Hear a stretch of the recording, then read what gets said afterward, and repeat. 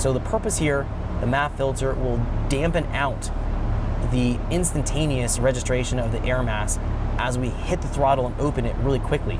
And that's going to be, again, trying to prevent the overfueling.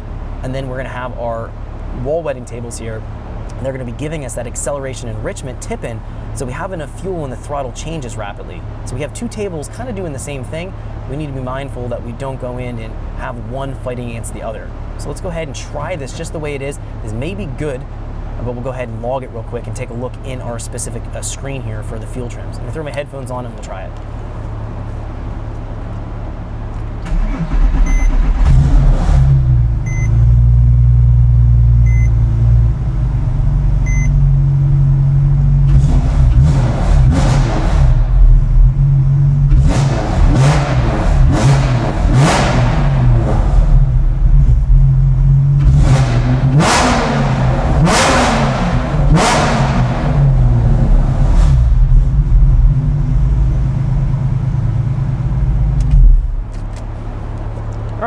Just some quick test there, just blipping my foot, see how it was responding. It has almost instantaneous throttle response. I probably don't need to change anything. This revs just like a motorcycle engine would. It has almost no inertia as it's revving, so it's extremely responsive, and that means that I probably don't have to dial much of anything in here. Let's go ahead and save this.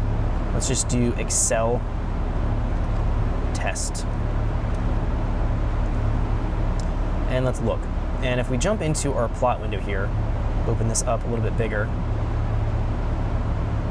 and we're kind of going over the data here. What we're finding is as I'm revving it and I'm giving it throttle, we're seeing as I'm revving it here and it's changing, we can see that our fuel here is drastically changing.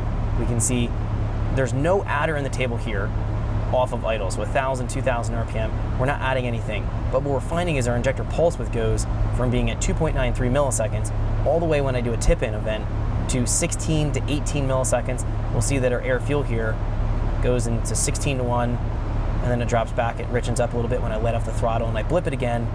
It goes all the way out here. We can see 20 milliseconds. Huge adder here. We're going to find in this situation, it looks like it was going up to this range of values, 2, 4, 5, was adding to the milliseconds. So let's see what's going to happen here if I go into my table and I go and dial up my values here from 0.85